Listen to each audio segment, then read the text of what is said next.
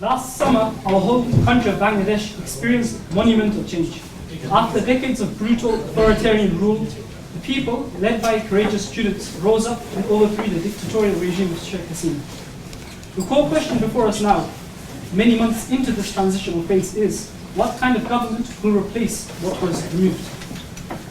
The national question, the national conversation in Bangladesh is now dominated by talks of deep reforms. Reforms in government, reforms in the judiciary, reforms in the economy, and also reforms in diplomacy, how our relations are with our neighboring countries.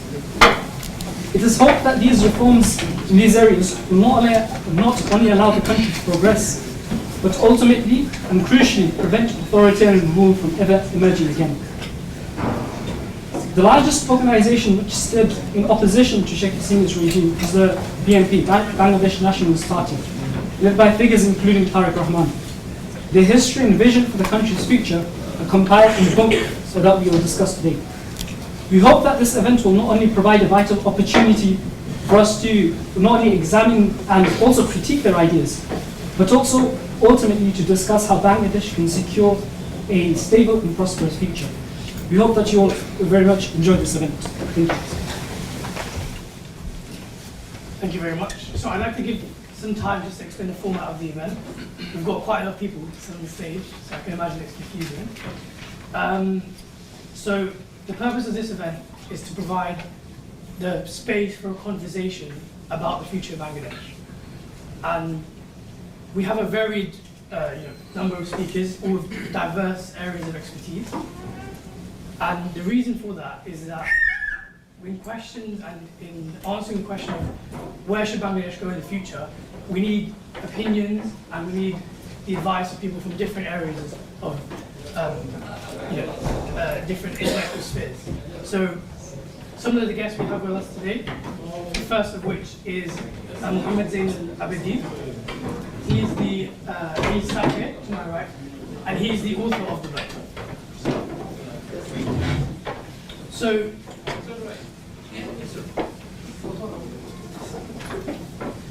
sorry about that. Okay, yeah, if we could please have quiet.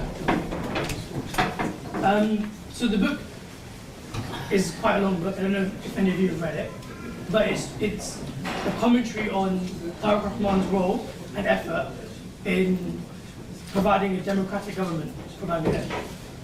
Now, the purpose of this event is to engage in discussion with 5 different people, as well as yourselves, for Q&A at the end, to try and get an idea of what that future should look like, and how democratic it is, and how we can work towards a democratic future for Bangladesh. So, I've mentioned the book's author, and I go on to mention the rest of our speakers. So we have a politician, Mr. Zahruddin Chopin, sat to my here, a former BNP Member of Parliament and party media strategist. He provides an institutional and organizational view. So how coalitions form, how campaigns communicate under constraints, and what opposition politics looks like. We also have a legal scholar, Dr. Manjida Ahmed, sat far to the right. A human rights and international law academic, she situates the book's claims with normative frameworks. We also have with us an activist and photographer, Dr. Shahid Al-Alam, a well-recognized documentarian of Bangladesh's democracy movements. He provides a civic and lived experience layer. And finally, we have a diplomat, Sir Peter Heath, a former British ambassador and senior trade commissioner, providing an external and geopolitical angle. So, with all these 5 different people, we aim to look at with 5 different lenses of how we should frame the future of Bangladesh. The event will be structured as follows. We will invite each of the 5 speakers to come up and provide their experience and their understanding for roughly 7 minutes. And then following that, we'll finish with a question and answer where myself and Muhtari, the co-presenters, will choose people to answer questions. So please, if you do have questions, make a note of them. I'll leave them towards the end. So it is with my great pleasure that I'd like to invite our first speaker, Dr. Manjida Ahmed. Thank you.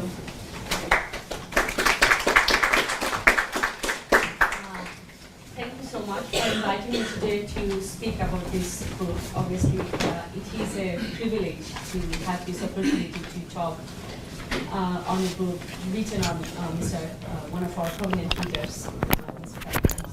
The thing is that I'm very much excited about this book because this book has just not only written on Mr. Tarique Rahman's personal and political dimensions, rather it has mentioned what has happened in the last 15 years in Bangladesh. Anybody's fine. Okay.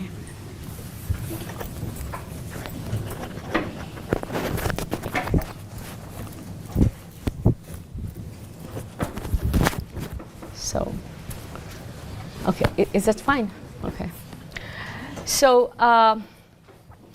thing is that why I'm here today, and it is kind of, for me, it's a place where I always love to come back, because I also did my master's in international human rights law from Oxford University, and it is a kind of for me it's a place where I would love to come back again and again. And when it is an opportunity to talk about a person like Mr. Tarique Rahman, obviously it's kind of doubles the joy.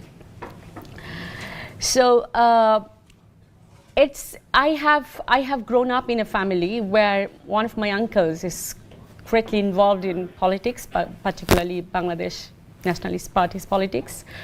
His name is Kajol Jalali. So I'm always kind of aware of Mr. Tarique Rahman's political philosophy, ideology. So that's always like kind of a kind of a thing impressed me to know more about his political career and political life. This book, I'll just make some comments on this book. I will just share my thoughts actually after reading this book, what I have felt about the policies that Mr. Rahman has taken up and what actually the book has kind of tried to reflect on.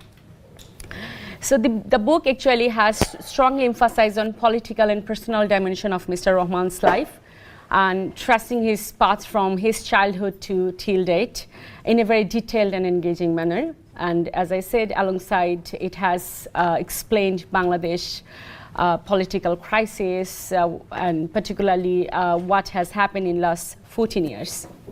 And over the 14 years, Mr. Rahman has faced significant challenges, but his stance against the fascist regime is kind of a testament to his resilience, his commitment, his dedication to the people of Bangladesh.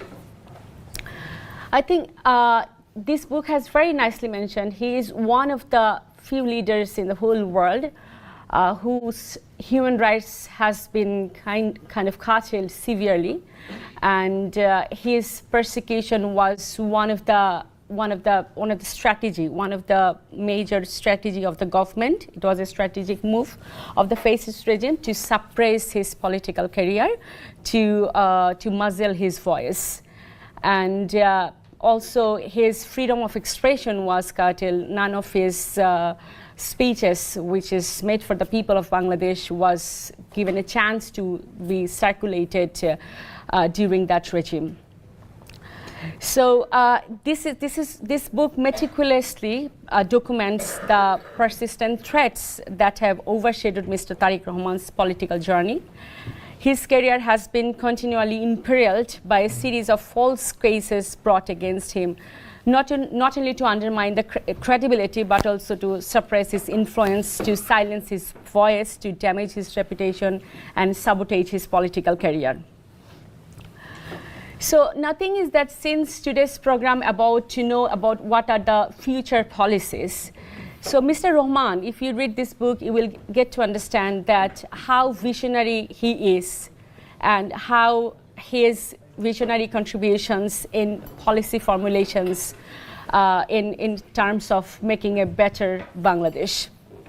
And this book recounts many political events of his life.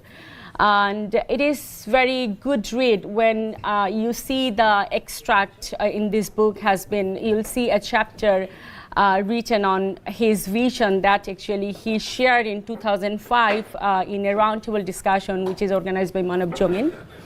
and also some other interviews when he gave the interviews and how he actually talked about Bangladesh to making a better Bangladesh, how to work for inclusive democracy.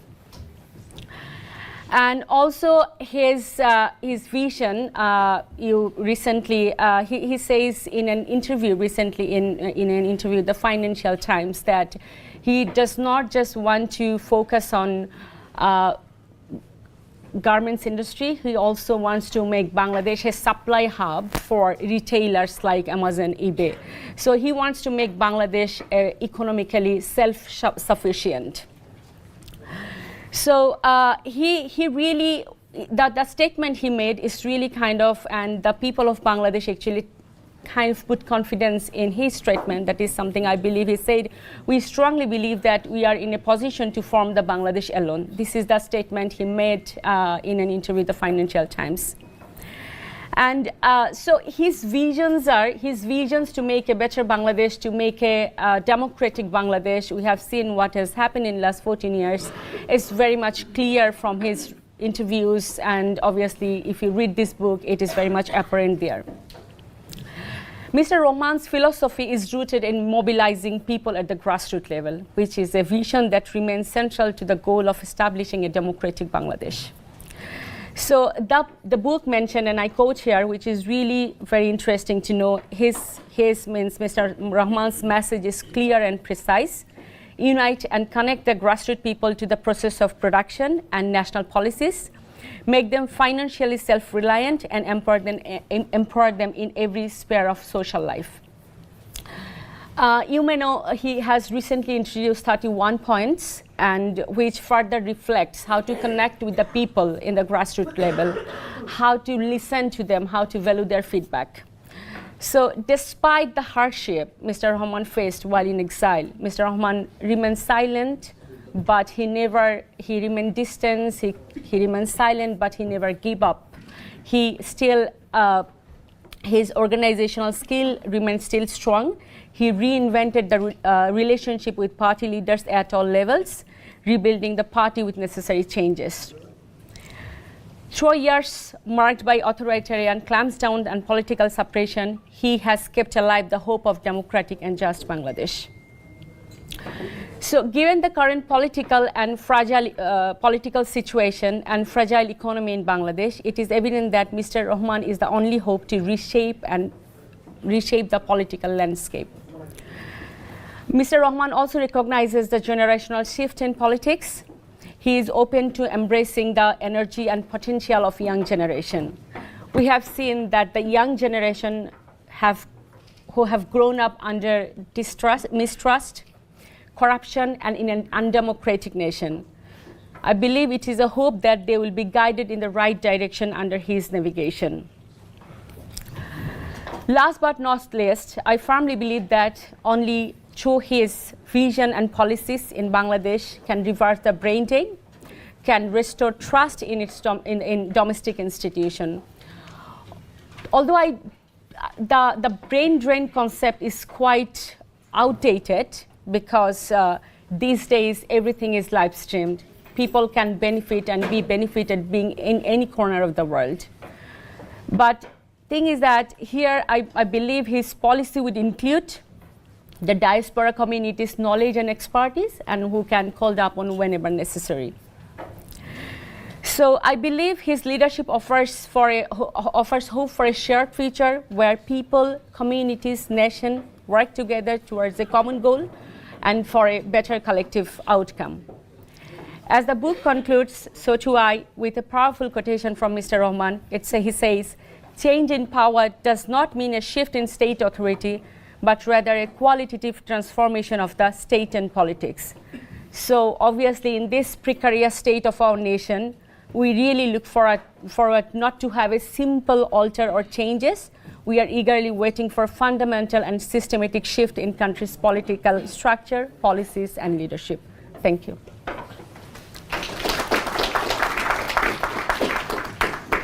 Thank you, Dr. Ahmed, for this wonderful first speech. We'll now move on to our next speaker, Mohammed Zainul Abidin. Mr. Abidin is a journalist, researcher, and author currently residing in the United States. He served as the Dhaka correspondent of the Associated Press of Pakistan for 12 years and was engaged in events of the Liberation War and also student politics in Bangladesh during the late Pakistan era and the early independence eras. The documentation of the history and political ideas of the BNP through the narrative of one of its current leaders has been compiled into the book. Please welcome Muhammad Zainul Abidin.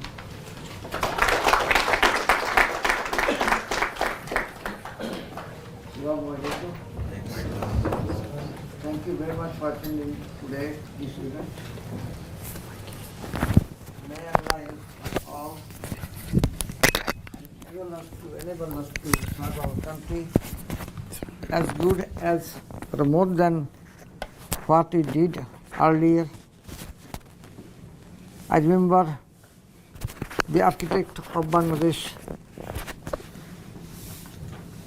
Honorable Rahman, who sacrificed a lot for the country, and he is the only one person in the world who started his vision of liberating Bangladesh in 1971.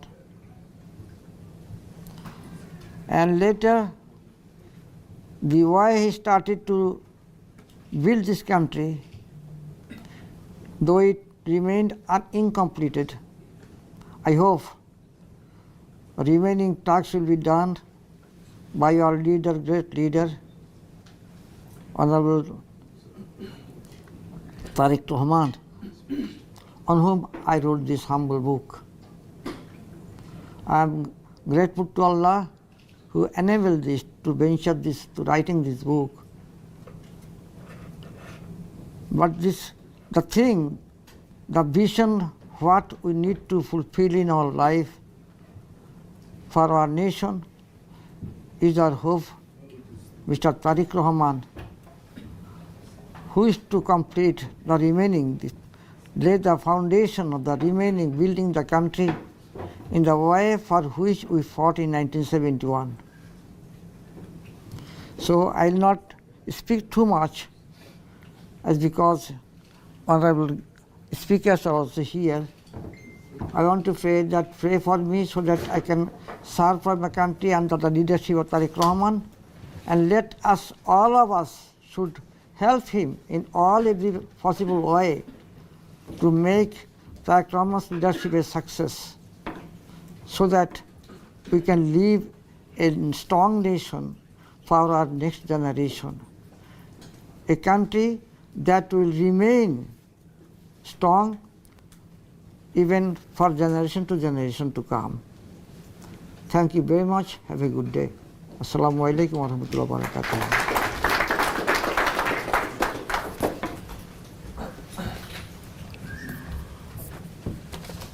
Thank you. Okay, thank you, Mr. Abin, for your short piece. I'd next like to introduce the diplomat, Sir Peter Heath. He is a decorated British career diplomat. He served as the British Ambassador and High Commissioner to the Bahamas, Brazil, and he was a representative to many other countries. He also has years of experience in trade and finance as a senior trade commissioner and later holding several leadership roles in the private sector, including positions with the HSBC Investment Bank. So his decades of international service and expertise in global affairs give him a unique perspective on this topic. Please welcome Sir Peter Heath. You prefer to stay seated? Yeah, I'll stand here. Well, lights.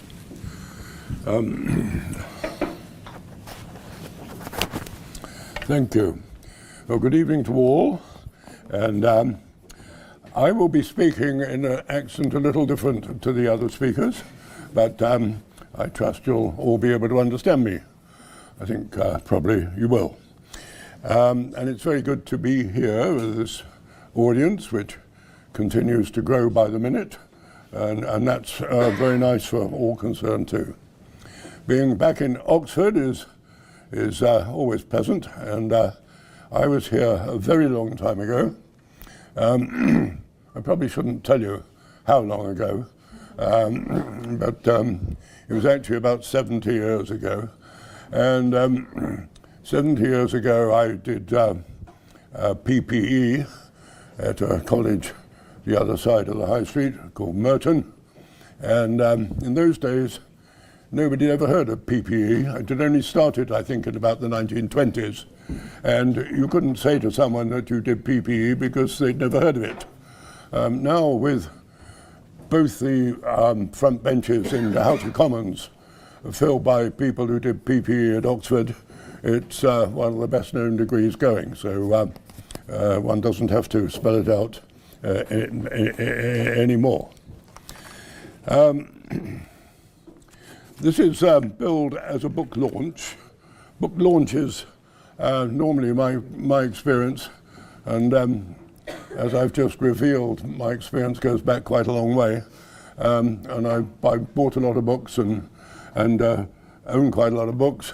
And book launches normally involve a pile of books in the corner, which are scribbled in by the author, and the author hopes to make quite a lot of sales.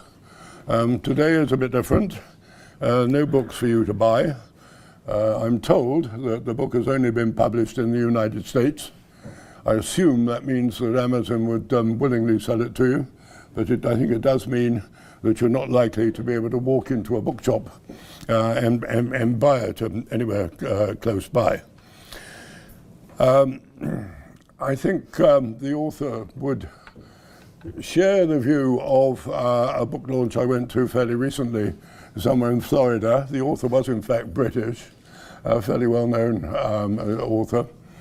And he ended his talk about the book saying, "You don't have to read my book, but you do have to buy it."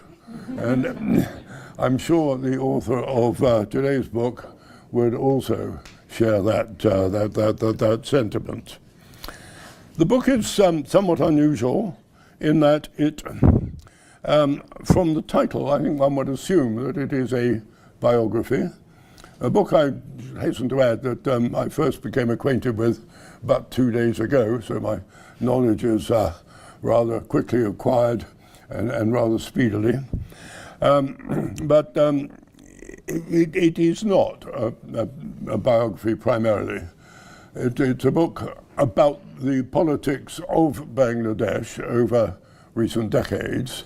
But of course the principal character, as I'm sure you all know, has been in exile in the UK for 17, 18 years, and therefore is not so much a participant as an observer and a commentator on the events. But for all that, it is a very interesting book. It has some unusual features. It's very well presented, very well published by the American publishers. One of the features that slightly sort of amused me is that you look at the book, there you see it, you open the cover, and there you see it again. I've got a lot of books. I don't think I've seen that ever before, that a book has the same colourful printed cover inside the cover as it has on the outside cover. But that's rather nice. It's a very persuasive book. It's there to persuade you to support and believe and share the ambitions and so on of the central figure, and it's a very persuasive book. It certainly left me thinking that Mr. Rahman would deserve very much support. I see the items in the book, of course, as through the eyes of one who's been a diplomat in a number of countries, as I'll briefly run through in a moment. There's only one moment in the book where a British diplomat is mentioned, and that is somewhere in the middle. The author refers to the British High Commissioner and the American ambassador, who are overly what's the word I want? Overly active in Bangladesh internal affairs. And he names both the ambassador and the High Commissioner. Other than that, you don't get many mentions of diplomats. My diplomatic career was fairly extensive. I did the full range. I went straight in from Oxford here and lasted till the relatively early compulsory retirement age.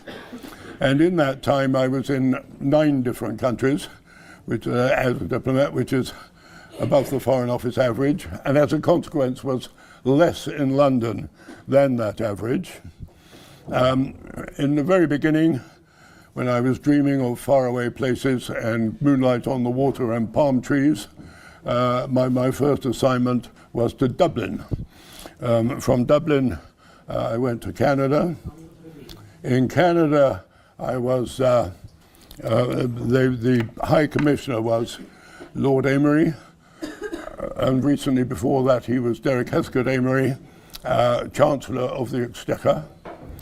I don't think you'd find a Chancellor of the Exchequer today going to Canada. You might find him going to Washington. I doubt you'd find him going to Canada. And one of my tasks as his private secretary, as they made me as a junior diplomat there, as his private secretary, diplomats on a new arrival in a post have to call on other diplomats. The man who'd been Chancellor of the Exchequer did rather surprise me, and he had to go off and make these calls on ambassadors from other countries. He knew where very few of them were, and I had to take in an atlas and point out where this country, whose ambassador he was to go and meet that morning, was. And he would say there, and I'd say, no, not there, it's there. And I'd say, to be thinking that one's Chancellor of the Exchequer didn't know where half the countries in the world were, did seem to me rather interesting. From Canada, I went to Sri Lanka, and that's, I'm afraid, as near as I ever got to Bangladesh. In Sri Lanka, I was also the one in the High Commission responsible for relations with the Maldive Islands, which are, of course, not very far away. The Maldives became, while I was there, independent. They had been a British protectorate, never a British colony. We never had a governor or any administrative staff, but they were nonetheless a British protectorate. And the negotiations were all conducted through the High Commission in Colombo, and happily ended satisfactorily. And there was a photograph of which I have a copy of the signing ceremony. I'm standing in the background as the most junior of the British team, and I'm told that that photograph is reproduced on a wall in the governing major building in a mural in Mali, the capital of the Maldive Islands. And from there, a spell in London, then 3 years in New York, 4 years in New York, where I was Deputy Head of British Information Services, which was the sort of PR arm of the British Diplomatic Service covering all of the United States. And that was a really fun job. And from there, from New York back to get to London again, and then to Bahamas. From Bahamas, where I was High Commissioner, from Bahamas to Hong Kong. That's where I was the Trade Commissioner, and from Hong Kong to Brazil, where I was Ambassador. I sometimes say a bit sheepishly to people that lots of people in the Foreign Service have been a Trade Commissioner, a Deputy High Commissioner, and a High Commissioner. I would claim to be the only one that ever did them in the reverse order. That saw me through to the end. But anyway, that shows the sort of experience, and perhaps, hopefully, some of the audience are students at Oxford who hopefully might be thinking of becoming a diplomat, and that's just to give you a taste of what a fun job it can be. I still get asked, years after retiring, on a daily basis, which of those countries did I prefer, which job did I prefer? And my answer is always the same. For two reasons. I'm not going to give you a country or a job, because to make one the best is another the worst, and I don't want to do that. Secondly, they're all very interesting experiences. To spend 4 years in Nigeria, to spend 3 years in New York, gives you totally different experiences. Both, I would suggest, important experiences for understanding today's world, and in seeing them too from a privileged position, in which you get to meet the very top people in the country, and have a hand in influencing British policy towards those countries. So if there are any budding diplomats in the audience, I say go for it.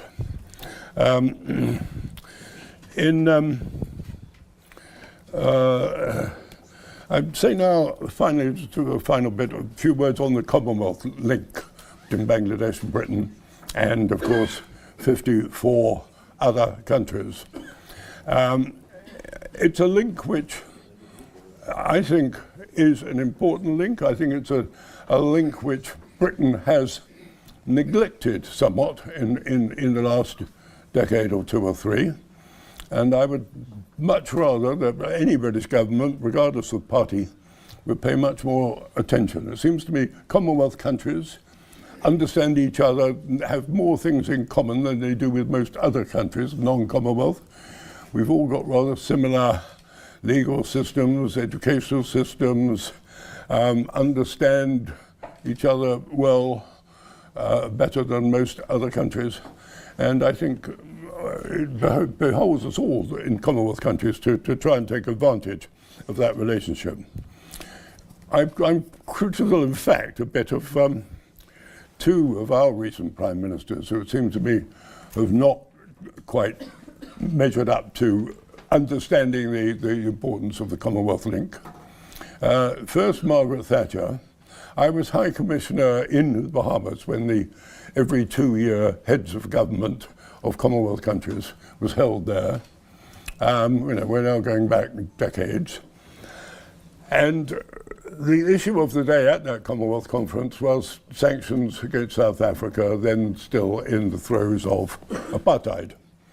And Margaret Thatcher went to that conference thinking she would find allies at the conference, particularly of the old white Commonwealth, and she didn't. She found she was alone. And she came in for some very heavy-handed criticism. And over the days of the conference, she was sort of battling to hold her own against 54 other countries. And she never really warmed to the Commonwealth again after that. And that was, I think, sad and a pity on an issue on which she was on the wrong side in the first place. And the other one was Tony Blair. He came to Hong Kong while I was there. And I hosted a dinner for him. And we were talking about, it was still well before the handover to China. And I said to him, look, I do hope in these years to the handover, we will keep in mind the needs of the people of Hong Kong and not just the wishes of China and so on. And he said, oh, well, don't talk to me about that. He said, I'm modern, I'm young. He was in 40s at the time, I think. He said, for me, Europe and the United States, those are the relations that mean more to us. And I thought, well, I don't share that with you, and I think that's rather a pity.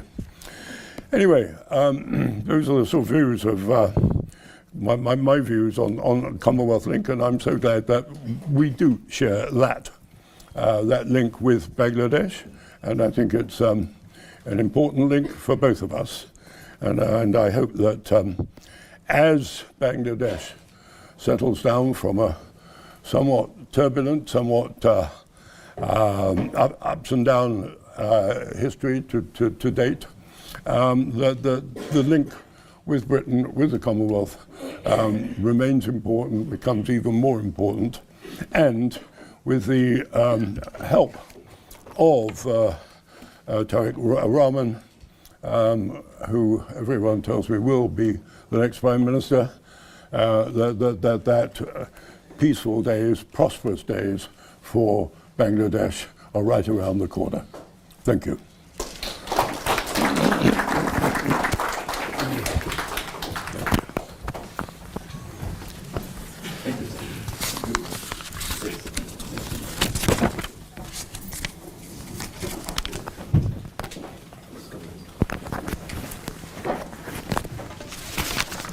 Thank you very much, Sir Peter Heap, for your insight into your unique experiences throughout your career and also about Bangladesh's role in the Commonwealth. I have the honor of introducing our next speaker, the globally renowned activist and photojournalist, Dr. Shahid Al-Alam. Dr. Alam is a figure who has dedicated his career to documenting and leading campaigns against authoritarianism and human rights abuses in Bangladesh for many years. His visual documentation of human rights abuses carried out by paramilitary organizations were collected in the landmark Crossfire exhibition in 2010, helping to shed light on this crucial issue. In 2018, his public criticism of the government's brutal crackdown during the student-led road safety protests led to his arrest, torture and imprisonment, making him a victim of the very same state oppression which he was fighting. His courageous activism during this period led him to eventually being recognized as one of Times Magazine's Person of the Year in 2018. Additionally, he is also the founder of monumental institutions such as the Tarique Picture Library, the Pathshala South Asia Media Institute, and Chobi Mela International Photography Festival, which have all profoundly shaped visual journalism across the continent. Dr. Alam's activism is not confined to the borders of Bangladesh. Just a few weeks ago, he was on one of the ships of the Global Samud Flotilla as it attempted to break the brutal siege of Gaza. Everyone, please welcome Dr. Shahid Al-Alam to the stage.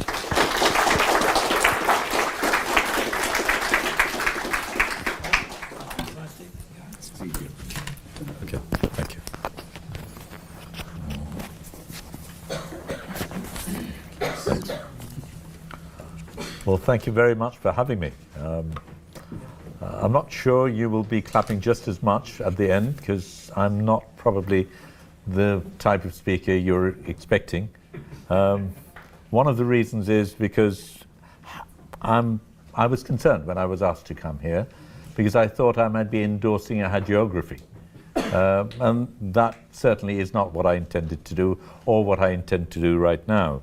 That's what generally these book launches end up being. So I had those reservations. In a sense, I was happy that I was asked because that provided an answer. I'm not known to be a sycophant of anyone. So the fact that I was asked, in a sense, reflected or suggested an openness, which I thought was meaningful. Besides, it's a subject I'm extremely interested in. The book is timely. I didn't have time to read the book like my previous speaker, but as a photographer, I could leaf through the pages with the photographs. That is something which is within my area of expertise. And because I did, one of the things that struck me was the fact that not a single photograph had credits to any of the photographers. In fact, the cover photograph doesn't credit the photographer either. That was worrying for me because, you know, here is a book that talks about rights, that talks about respect, and here we have pictures being used without any reference to the author, without any, and certainly the book does not have a picture editor of any form. You can see that there, but that so little importance was given to those issues of rights of artists, of rights of authors, of intellectual property was something that jarred with me.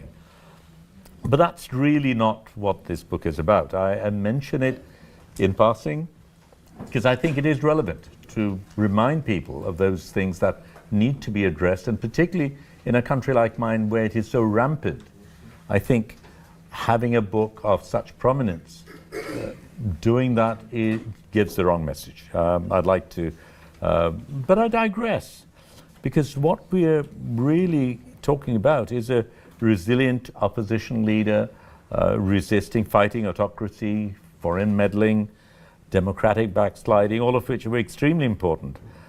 Whether we have a potential leader capable of shepherding a turbulent nation to a stable, egalitarian, and thriving nation is what we should be debating. I have actually had the privilege of speaking to him personally. I spoke to him once during Hasina's regime, when Hasina was in power, again once after she left. What struck me was that he'd done his homework. I brought up the accusations that were happening after 5th of August about how BNP was behaving in some of the same ways as Army League had been behaving. And that concerned me as a Bangladeshi citizen. I was pleasantly surprised that he was not defensive. He took it on board.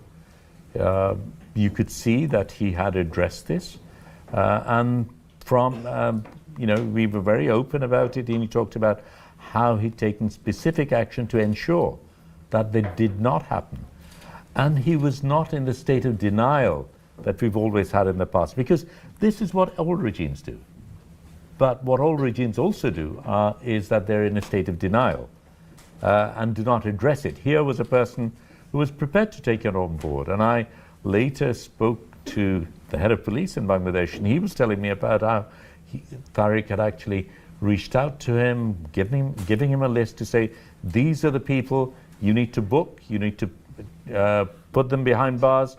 I know that they're my party people, but that is not what it's about. I think at the end of the day, this needs to be done. Whether that happened or not is another story, but politics is more complicated than that. But what happened when I met him after Hasina's departure was even more interesting, because I tabled a lot of things that I felt should happen and continue to feel should happen. He'd done his homework. He knew the figures. He had actually looked at some of those possibilities. I didn't always agree with his answers, but I could see that this was a person who wasn't taking it lightly. He was taking it on board. But since we're talking of books, I'm tempted to quote the editor of one of my books, Vijay Prashad, who in his recent Tricontinental newsletter has some observations which are pertinent, I think, to today. He talks of Chile, and he talks of a very interesting statement there. He says, they took so much from us that they even took away our fear. And that is what happened in Bangladesh. You had a completely repressive regime which had full spectral control on the media, on the police, on the judiciary, even academia, and unarmed youth were able to bring her down. It was a phenomenal example of people power that I think should give us pause. I also think that it is something that future governments need to remember, because that people power remains. And should they behave the same way as before, I hope and I believe that they too will face the same situation. So I hope that that is something that people take into cognizance. Now that has happened elsewhere too. I mean, high school students in Chile were between 14 and 18. Ours were a little bit older. But similar movements have happened in India, in USA, in Sri Lanka, and now in Nepal. It is something that is happening. It is something we need to recognize. People will not take that shit anymore.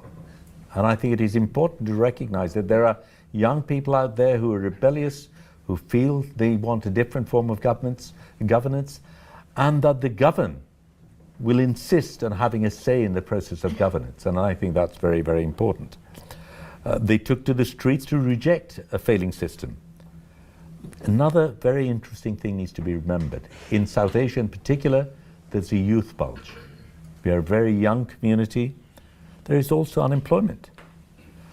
This youth is the most educated youth in history. And they're not prepared to be shoved down the line to do menial work and things like that. They want fulfillment. A change of regime will not in itself solve this problem. The change has to address systemic issues, and merely change at the top will not do that. So the question remains, how can a person who's been away from a country for so many years write about it? Does he feel the pulse of the nation? Can he engage with the public? Is he the leader Bangladesh has been waiting for? We don't know. What a politician promises before election often is not the same as what he delivers after elections. That too is something we need to take into account. But what we need to discuss is how the approach that he has differs from the approach of others. Because that is all we can decide at this moment. What will happen afterwards, we need to decide on the basis of the actions that they take afterwards. At the moment, these are propositions, and we need to analyze them on the basis of that. Is he capable of implementing them? And whether he genuinely aims to implement them or not, or whether this is simply electioneering, is something we need to consider. This is not a novel, and frankly, it's not a particularly lucid reading, but there are questions that need to be answered. The man has not been tested. Is he capable of holding a party together that has been in the wilderness for nearly 2 decades? There are some factual inaccuracies as well. I mean, there is a reference to 3,000 lives lost. I mean, I'm not sure where that reference comes from. I mean, the UN talks about 1,400. That includes people who died after the 5th of August. So, yeah, perhaps there is a basis for 3,000, but I'd like to know. It's a figure that's been planted without the backing of it. What's the source? But there are interesting things, positive things as well. I mean, the book talks of Tarique Rahman sharing a caricature on his own social media. That's very, very different. I mean, a stark contrast from school kids who were jailed for having done a similar thing in previous regimes. So we recognize that. It also talks about recognizing the role of farmers and laborers. The real hero of Bangladesh are our farmers in the field, our migrant workers, our garment workers. They are the ones who've given us this privilege. All of us here sitting are privileged people. Our privilege has been largely fueled by people who we give very little regard to, who we treat abysmally, regardless of which regime it is. Whether we are different is something we have to see, but here is a person who appears to be addressing those issues and recognizing that. So will the leadership lead to what the book suggests is a qualitative transformation of the state and politics? We need to see what happens in the streets in the months to come. Will provide the answers. Is Tarique Rahman simply aiming for a win in the upcoming elections? Or is he someone who hopes to lead Bangladesh into a new era? We hope it is the latter, but only time will tell. And one of the things I want to leave you with is that tyrants are there. I mean, today tyrants are all across the globe. There are autocrats everywhere. One of the reasons they get away with it is not simply because of what they do, but because of our silence. Because we have allowed them to get away with things they should never get away with. And it is really up to us to ensure that tyrants, that people like Tarique Rahman, that all other political leaders are questioned, evaluated, put on the docks and made to answer. And it is up to us to ensure that we bring about that accountability. But I'm hopeful. And one of the things we must resist is being a cog in the wheel, because, of course, they thrive on fear. And true, I mean, there's been extrajudicial killings, there's been disappearances, and all the things that have continued to happen. But, you know, one of the things that also happens is when people like us feel, what's the use? How can we resist? What difference can we make? And we give up. And the minute we give up, we've actually become a cog in the wheel. the repressive regime no longer needs to be repressive. Repression becomes normalized. Because we, by accepting that position, have normalized resistance. And we've done their job for them. So it is really up to us to ensure that every step, at every moment, we make that difference, we ask those hard questions, we hold them to account, everyone, including Tarique Rahman, including people on this stage. And that is something we must constantly do, because that is what will bring about change. Because, believe me, on that throne, given that opportunity, given impunity, they will all behave the same, regardless of what they say. And I think there are differences, there are good people, but even good people get corrupted, given that opportunity. And it is really up to us to ensure that Bangladesh remains on the track. Too many people have given their lives, too much sacrifice has been made, too much blood has been shed for us to return to status quo, for us to go back to the way it was. I believe it can be different. I believe Tarique Rahman is perhaps a person who can bring about the difference, but it is really we, through our active resistance, who will ensure that that change is permanent. Thank you.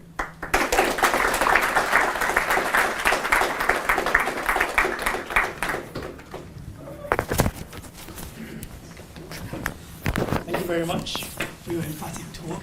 I'd like to introduce our final speaker, Zahiruddin Chopin, who is a veteran Bangladeshi politician and a member of the BNP party. He served 2 consecutive terms as a member of parliament in 1996 and in 2001. So during his political career, he held key roles within the BNP. He became the convener of the party's National Media Committee, and he helped craft and communicate the BNP's message during challenging times. He's a committed advocate for democratic processes, and he's been actively involved in opposition movements and is known for his media engagements, defending free expression and fair elections in Bangladesh. So with decades of first-hand experience in Bangladeshi parliament, I welcome Zahiruddin Chopin.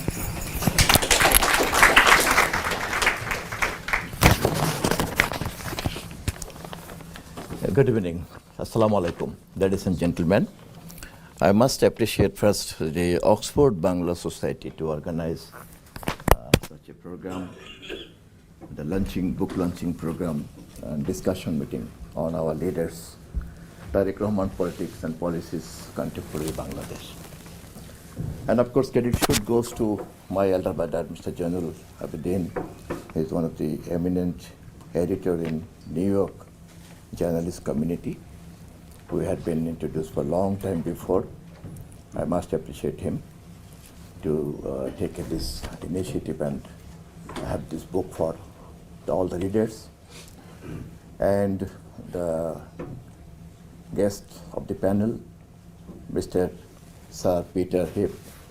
I'm honored to sitting with him. And Mr. Shahidullah Alam, he is not only a eminent Bangladeshi citizen and human rights activist. He is one of the international personalities now. And all the Bangladeshis are now, we are proud of him. And especially when he stood behind beside the Palestinian Liberation War and the suppressed people as a human rights activist.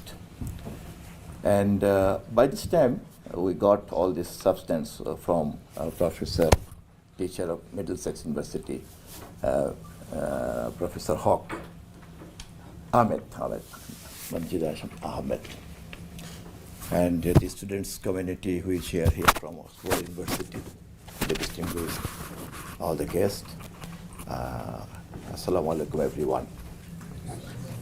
Being a political activist and the worker of Bangladesh Nationalist Party, I am privileged to work with Mr. Tarique Rahman as my leader, and now he is the acting chairman of our party. I had last 30 years experience to work with him, to assist him, especially for his all homework like in policy, in organizations. And when I went through this book, again, I must appreciate Mr. Jainul Abidin that he tried to reflect his all thought and his all works regarding the Bangladesh citizens and Bangladesh Nationalist Party and the democracy and the movement, and also the essential reforms Bangladesh needs nowadays. And this is very important not only for the sustenance for Bangladesh community, and also when we saw the Gen Z movement on the base of social media power, new media power, the power of communication, the power of internet, and when it reflects in Sri Lanka, in Nepal, in Bangladesh, in Madagascar, and finally in Morocco. So it's a completely new generation, and so that's why the two moderators is sitting with me, beside me. I'm proud to be sitting with them, and again thanks to him to take the initiative from the Oxford Bangla Society. And we are very aware and we are very careful. One of the activists of Bangladesh Nationalist Party and as a worker of Mr. Tarique Rahman, that after the changes last 5th August in Bangladesh, ousted the fascist government from the power, now people are expecting a genuinely political system which represents the people's desire and the democratic spirit, which will be reflected in the national election, which will be reflected in the continuous parliamentary activities, and also not only the reforms in the political structure and the state system and the state mechanism. It must be reflected in the day-to-day life of the suppressed people. And it's not only the question of the political rights and civil rights. It's also the question of the economic empowerment. It's also the question of the educational right, the basic right, and of course we have to be careful even also about the environment, our plantation, a lot of things. And of course, I must request those who read the book that it is not only the superficial political policies Mr. Tarique Rahman tried to explain. Always he focused on the betterment for the people, especially the young generation is coming up. He is thinking about that also.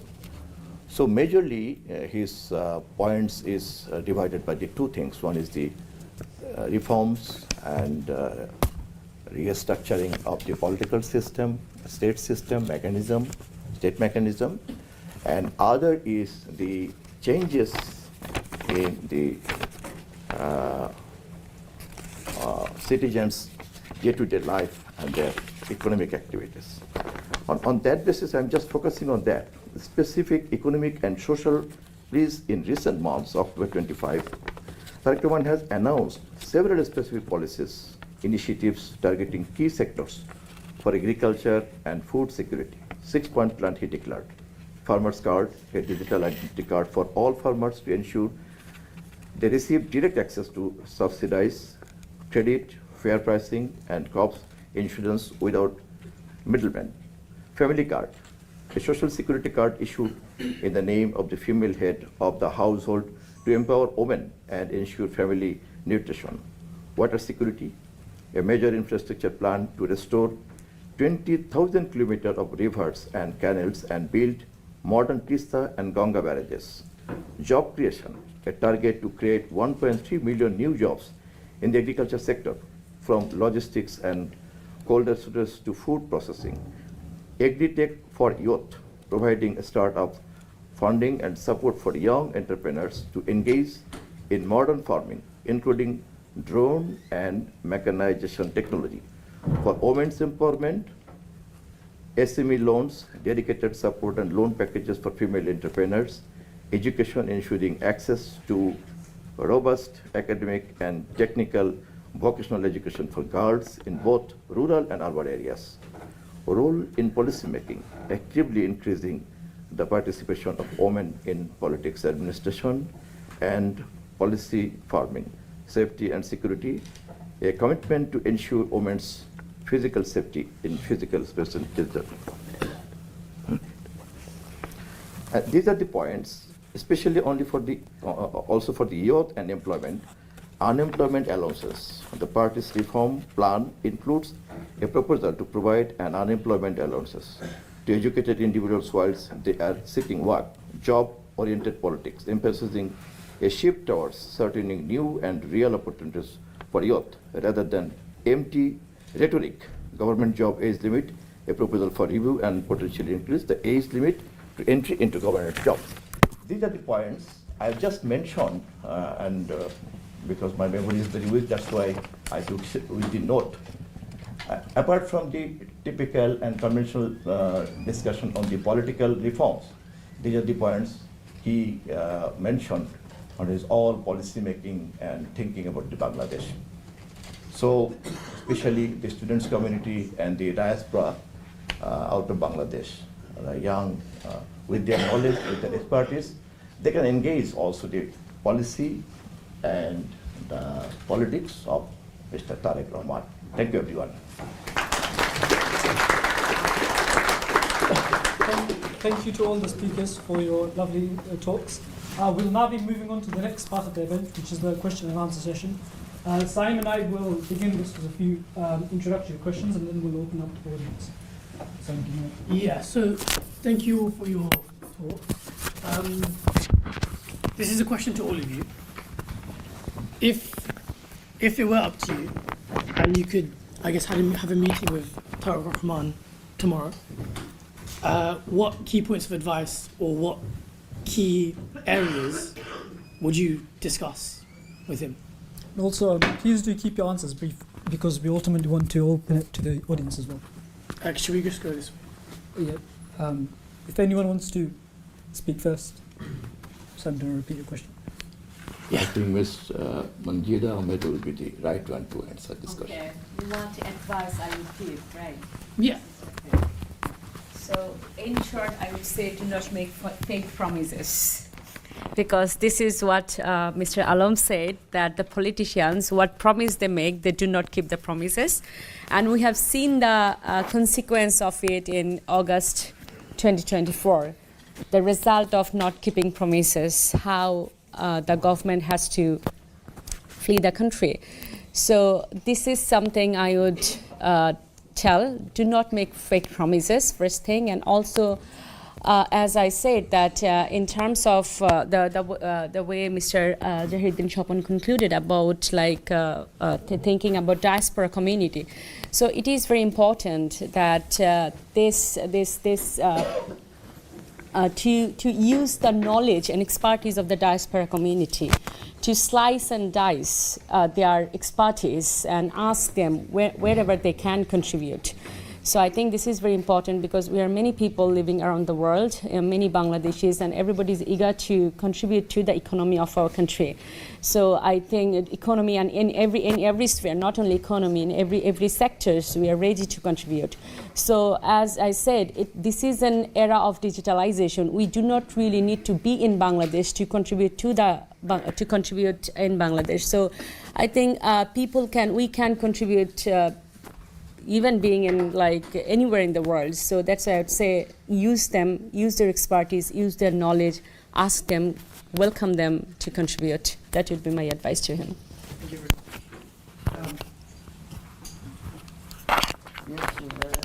I think if I want to say something, I want to say that our leader, Tarique Rahman, I hope will be able to fulfill our desire for which is 1491, and he is the combination of Shaheed Rahman and his mother, Begum Khaleda. He is the reflection of these two personalities, and due to that reason, he will not betray with Bangladesh or his people, and he will not tolerate any sort of corruption. Within this time, he asked the police to arrest all those and send them to behind the bar who are accused of corruption and other type of anomalies, which is not our desire or dream.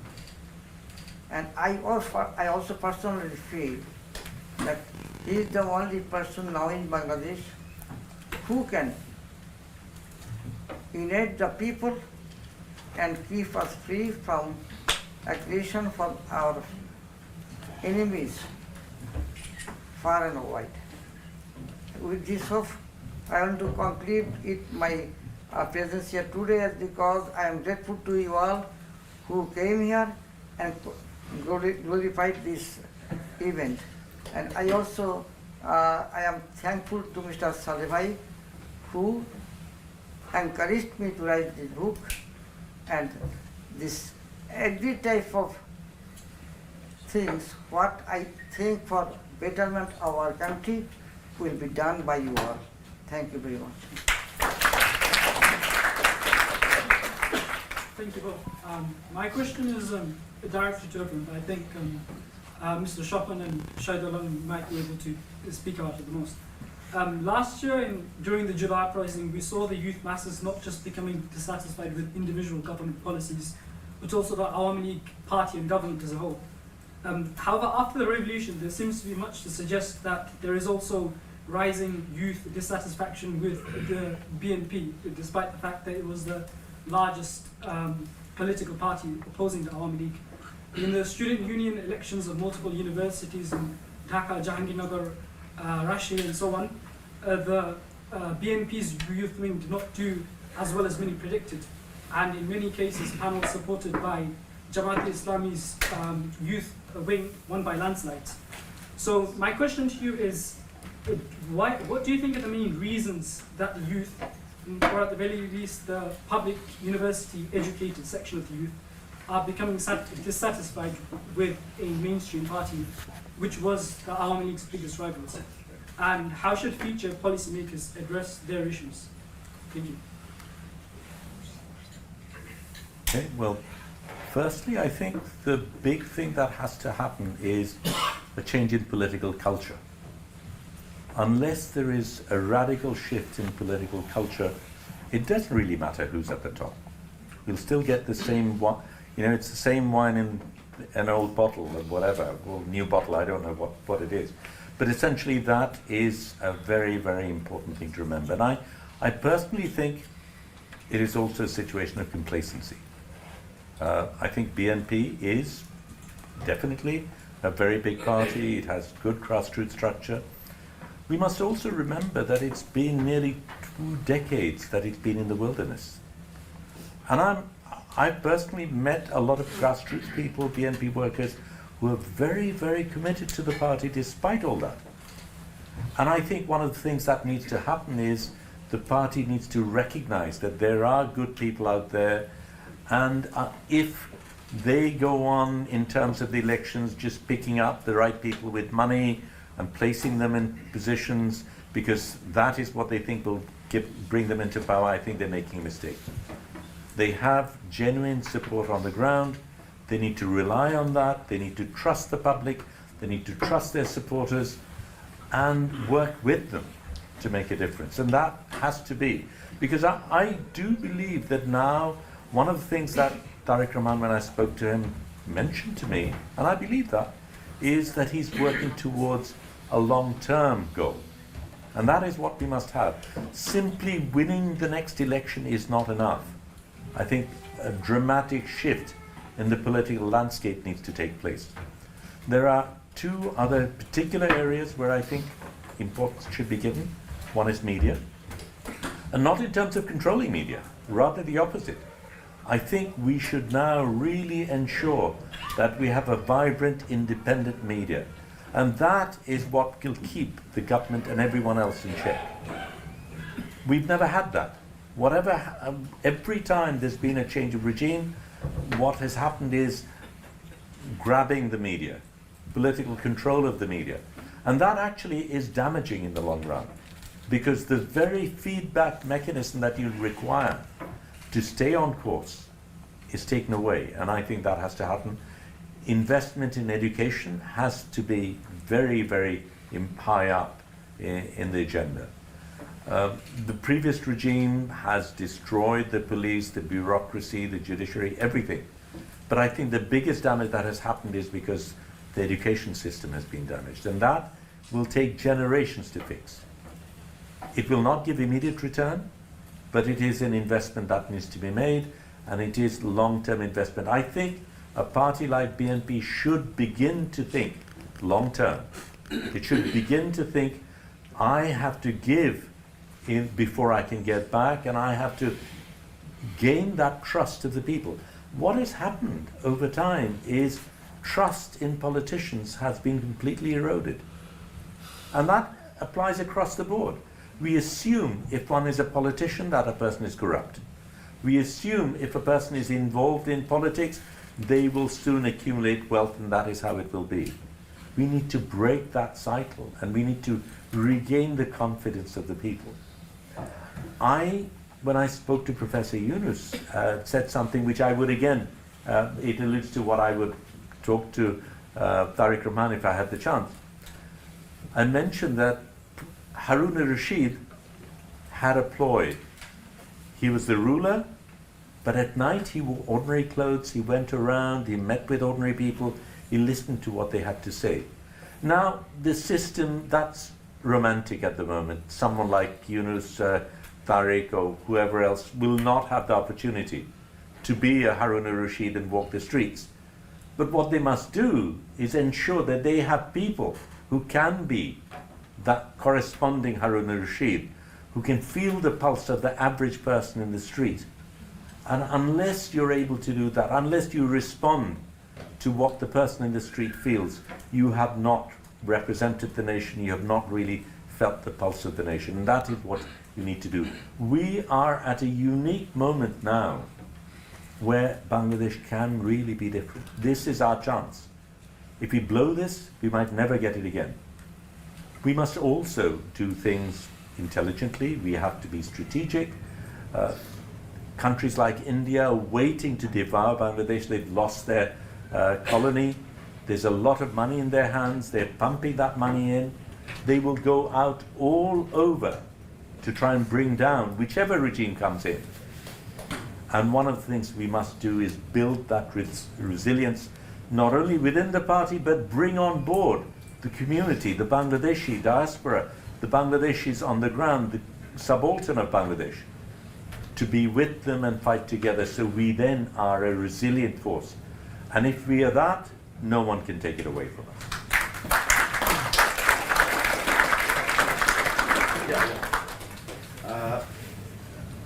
Thank you, Mr. Moderator, to ask this question. And I will be focused on this question, that why in the elections of all the universities, students' union, the students' wing of Bangladesh National Party could not get better result, and why the students' organization supported by Jamaat-e-Islami Bangladesh made a very good result. Two things is very much clear, that students' organization of Bangladesh Nationalist Party, which is led by Mr. Tarique Rahman, last 2 decades, they were ousted not only from the campus, they were ousted from the more or less Bangladesh. And including me, there are a lot of leaders and workers of all tiers that have been victimized. And still, Tarique Rahman is the example that he is in exile. So this is the one important thing we have to take in our note before making any judgment, before making any comments. Number 2, the Islami Chhatro Shibir, the students wing of Jamaat-e-Islami Bangladesh. This is the first time their approach is very much liberal. And we saw in the picture that the typical disciplinary guideline to the students' community of the Jamaat-Islam supporters, they make it very much liberalized. And the non-Muslim community also engaged.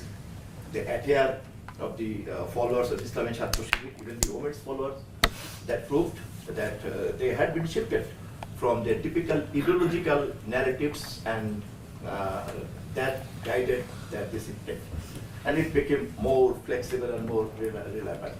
And number 3 is that these 2 decades when BNP and students community of BNP is absent, also Islamic Chhatra Shibir had been repressed, but they took a technique, they took a practice to work in Chhatra League, the students wing of Bangladesh Awami League.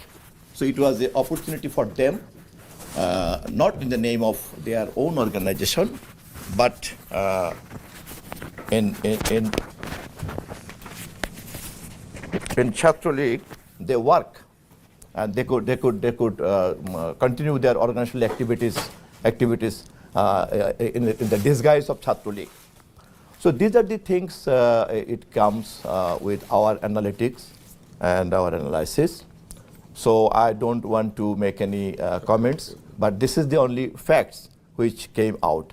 So before making any comments, before making any judgment, we have to keep in this note.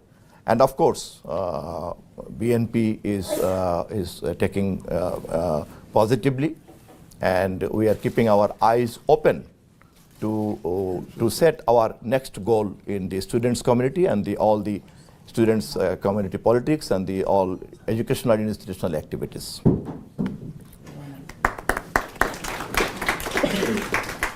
Thank you very much. Yeah, thank you. So we've had a lot of speaking on the stage. Should we open for questions from the audience? So anyone who has a question, please raise your hand, and we'll have one of the moderators pick you.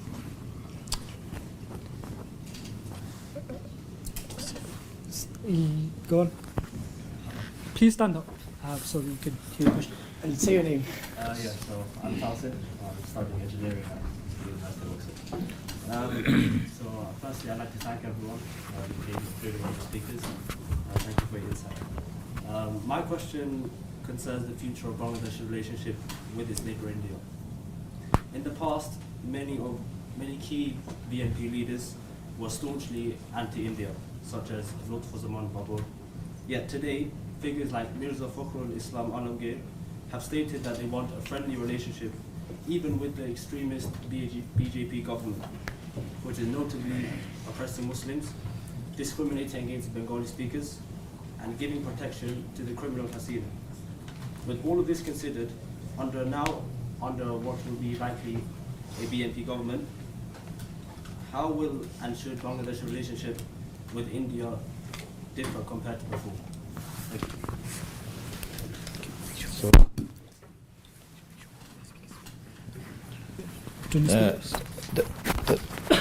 as I am the office bearer of Bangladesh Nationalist Party, so this question impliedly comes to me.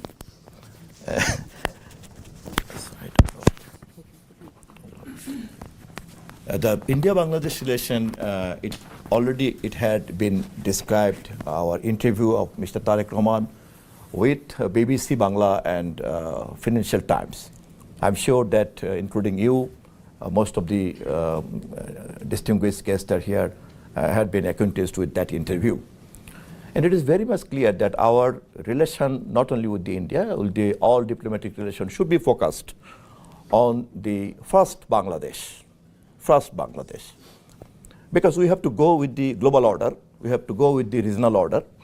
We can't change our border with our neighbor, and our neighbor can't change the border with us. So the compulsion of the politics, compulsion of the economics, compulsion of the global order, compulsion of the regional order, compulsion of the complicated securities issues ongoing. So we have to be member of that system and order. With that, we are very much serious to keep our interest first Bangladesh. So the misdeed had been done by the previous fascist government to legitimate their fascism. They surrendered with a lot of domestic and international forces. And we will repair, of course, and we will fix that. And after having the verdict from the people, we know the inner voice of the people, including all issues, including India-Bangladesh relation. Thank you. I want to remind the audience that your question you don't just have to say what would a future look like, but also what should something look like. And that way, hopefully, we can engage the expertise of our entire panel. So Peter, would you like to talk about, as a diplomat, the relations between Bangladesh and India and what it should look like in the future? With your experience from Sri Lanka and other countries, for example. I think I have very little to add to that. I mean, I think one of the things that is fairly self-evident in the changing, constant, as always, changing pattern of the world is the rising strength of India. I mean, the world is focusing rather a lot on China's growth and economic development and spreading political and sometimes military strength. But not far behind is what's happening in India too, and India's developing a sort of global importance that it's always been important, but I think it is increasing, and India's neighbours are going to be are going to be aware of that growing strength, I think, and feeling the effect, feeling benefits also, because as Indian economy grows, they'll be spending more money. They'll be spending more money in their neighbours' countries and so on. So, there's good sign and perhaps not quite so good, but it's clearly for all the neighbours bordering India, it's a very, very important relationship, and for most of them, the number one relationship. Thank you. Yeah, yourself. I just want to add some points with that. Professor Alier, head of Department of the University of the Chatham House for 10 years, about diplomatic experience and trained diplomats as well. I think geopolitical point of view, Bangladesh is a very strategic location, and what we are actually talking about, India and our surrounding and neighbor country relationship plays a very vital role, what we had in the last 17 years and what will happen in the next coming election. So what Tarique Rahman mentioned, Bangladesh first, I think that makes pretty good sense. What we, the Bangladeshi diaspora and expertise should also have, and which angle we should cooperate. Ultimately, if we can cooperate and strengthen his hands, and in terms of diplomatic relationship with Bangladesh and India, and if we can gain the bargain, we will actually be suffering in the near future. Because in today's world, we are actually not going to fight each other, it's economic war. So if we are not actually economically stronger, and if we don't know how to negotiate in the league table, we will be suffering. So I appreciate Tarique Rahman's points, and I would like to remind our political leaders and others, and to you, those of you who are actually young graduates, and will be graduating from Oxford, I think you can play the vital role in terms of the Bangladeshi diaspora and making contributions to the strategic development and political economic development of Bangladesh. Thank you. If anyone has any more questions or comments, please raise your hand. Yes, over there. First of all, I would like to thank speakers for coming down, and especially Bangladeshi Society for organizing this. I must admit, first of all, I'm an Indian, so my concern is mainly to the future of a country that I care about as siblings that were demarcated by an imaginary border in 1947. But I must admit that I find the optimism shown by the panel today quite jarring. We are very fortunate to see that the Awami League government that was completely corrupt has been removed from power. But the proposed alternative by most of the panelists of a BNP-led government by Mr. Tarique Rahman is quite surprising to me. The last time the BNP was in power, the Bangladeshi state was considered one of the most corrupt, actually the most corrupt state in the world, and there were massive accusations against the BNP, and my question is twofold. So the first one is that given the unique opportunity that Bangladesh has right now to completely change the paradigm of how politics is done in the country, why should the electorate risk it on a government that has been accused with so much? Mr. Tarique Rahman is within the party is also, let's be honest, not strongly democratically elected. like American political parties either. And secondly, as some of the panelists have said, that the Bangladeshi economy needs to diversify, and World Bank and many other international institutions have already retracted back from the Bangladeshi economy because of corruption allegations. So how will it be able to diversify if a government comes back again, where foreign institutions will again be skeptical on whether we can invest in this country and whether our money will just be lost into corruption or into Amazon warehouses or into something else, right? And so, yeah, these are my two broad-based questions. So today, it is implied. Thank you. I'm sure that you are also one of the graduate of the Oxford. Yeah. I am proud to respond with you. And firstly, I must refute your that part of your question, the corruption issues. That when BNP was in power, it was the topmost point of the corruption by the Transparency International.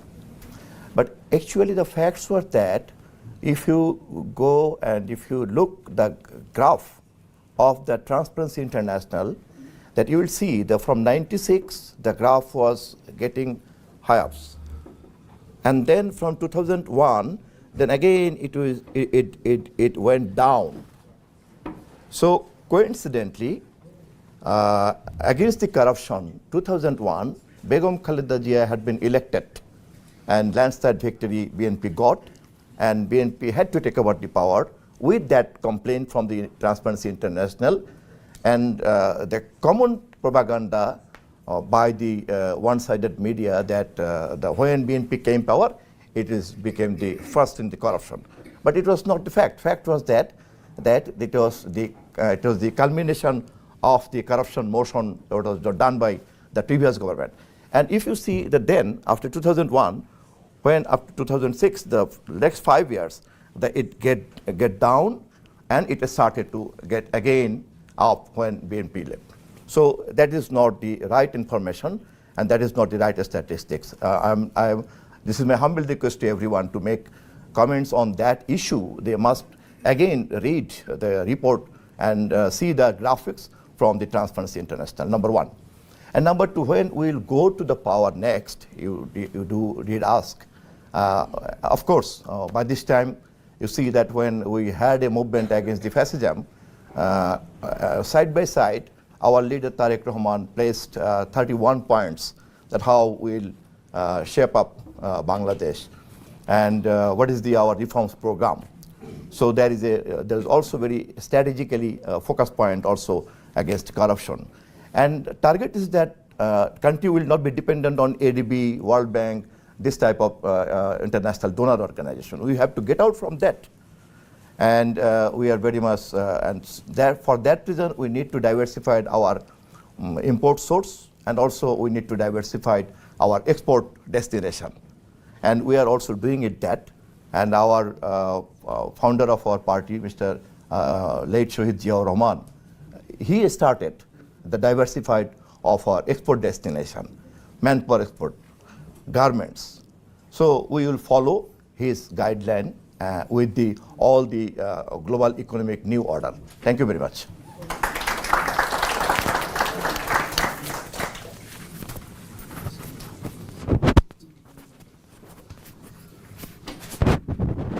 Can we take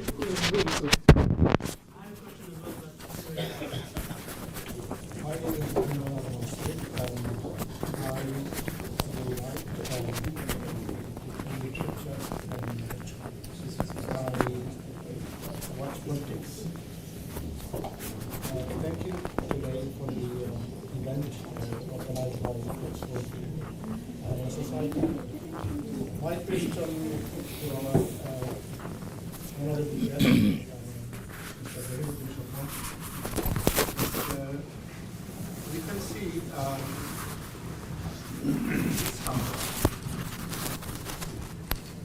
intellectual people or civil society engagement of this party, BNP, is not much.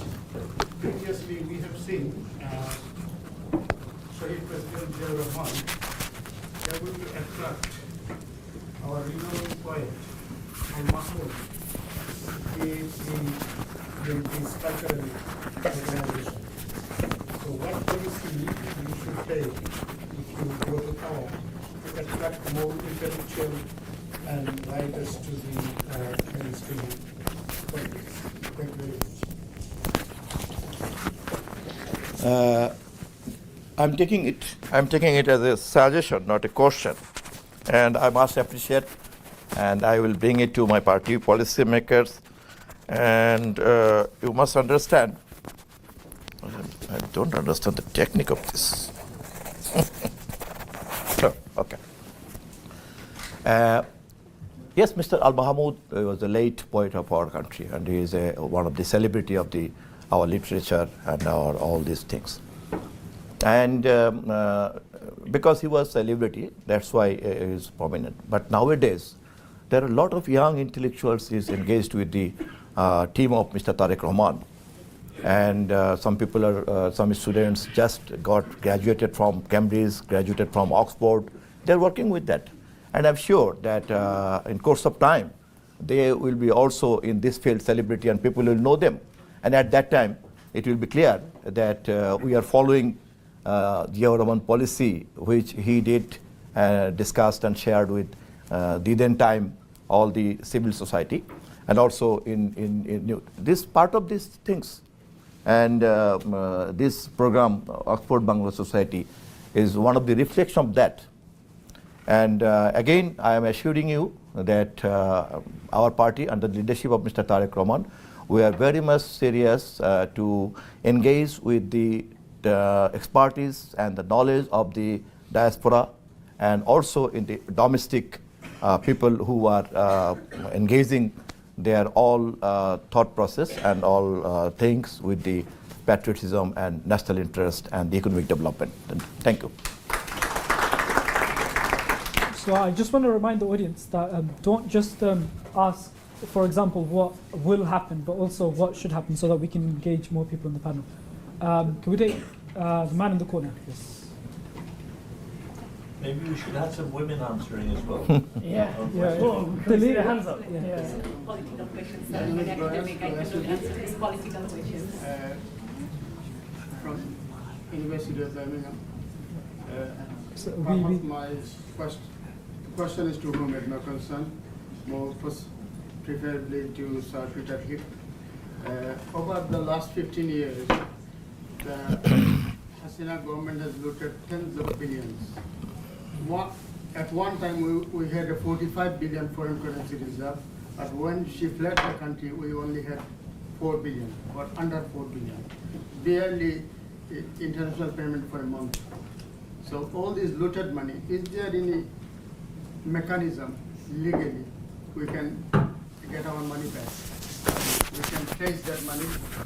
This money can be returned to Bangladesh. I know one law minister who is living in the UK. He has over 350 properties. That's over a billion, couple of billion.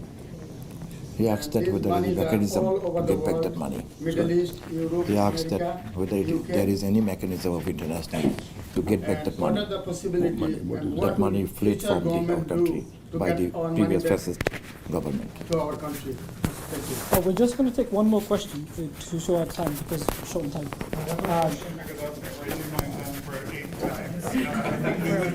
We would be remiss if we did not discuss in a 2-hour discussion about Bangladesh's past and future and human rights violations.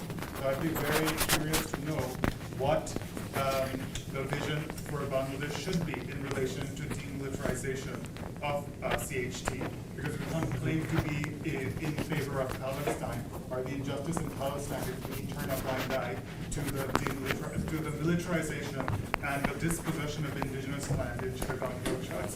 This book mentions Chittagong Hill Tracts 7 times, and at one point it also mentions that the CHT Accord was a controversial piece of document signed by Sheikh Hasina. So I can interpret that as a disapproval of the CHT Accord.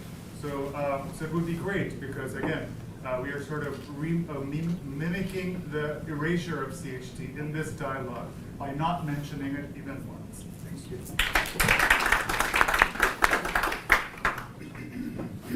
Did you get your question? We'll take these two first, and then we'll go on. So he asked two questions. You asked him. Your question was to him.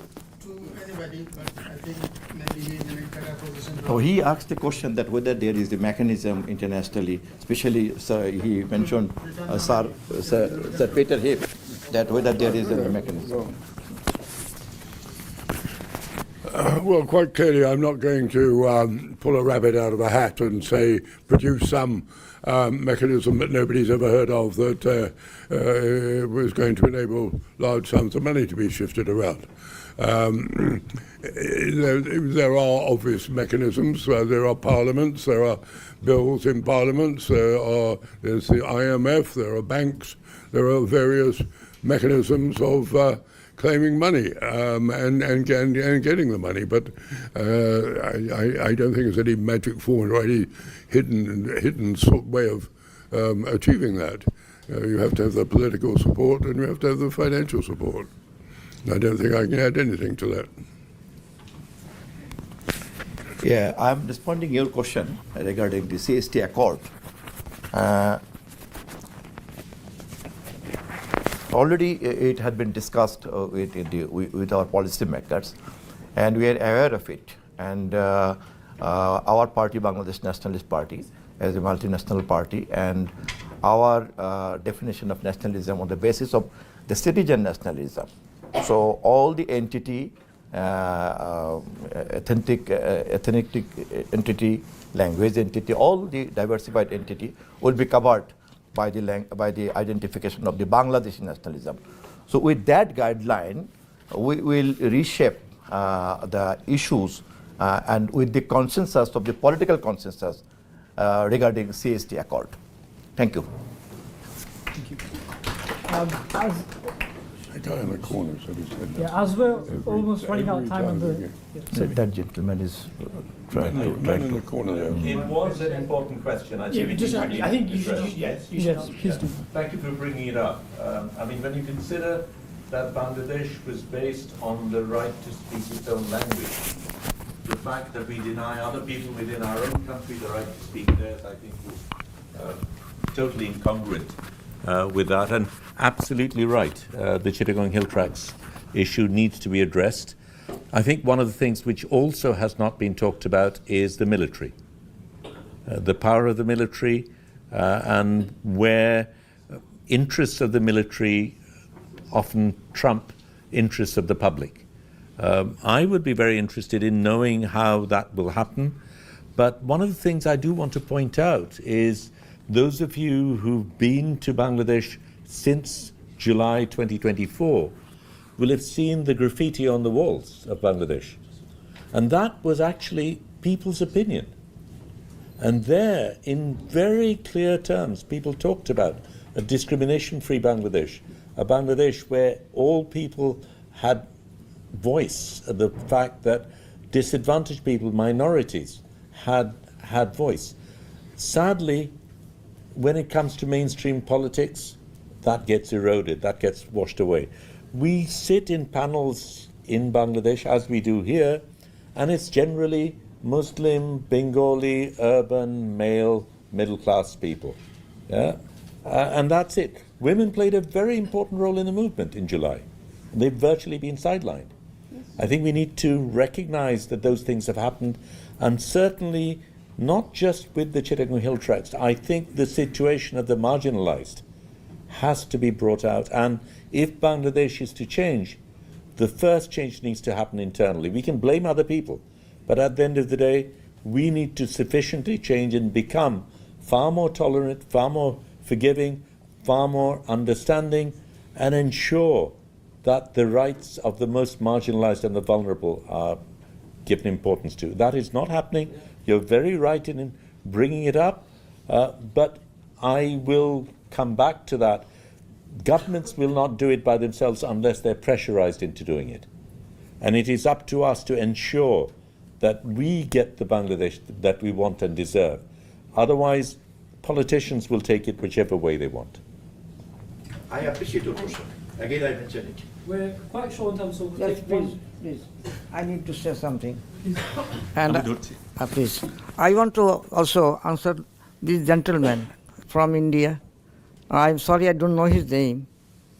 Sir, I tell you, Bangladesh came to as a Muslim, as a country, to remain in the world map. We will not allow any country, even India, to take it out of our hand. Since 1947, your country is tried its best to disintegrate Pakistan, made it divided. And in 1971, I am a freedom fighter. I took my training in India. I wrote a drama in India. I stayed in India half long. Its name is Act Nazi Rakta. And I wrote 3 books on Sri Lankan hill tax. It is our land. Mizoram is our land. You see the history of India. And there, Northeast India is a part of Bangladesh or Pakistan. But incidentally, it took it away. It didn't allow around 3 days, Pakistani flag was hoisting in Guwahati. And your army came here and they took it away. Even, listen to me please, listen to me, as because I am answering him. Even chicken neck, no, he should know it. All right, sir. So please read the history. Thank you. I think because of time, let's We have a lot of time.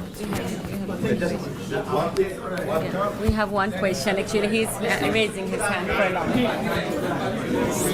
Let's calm down. Let's calm down.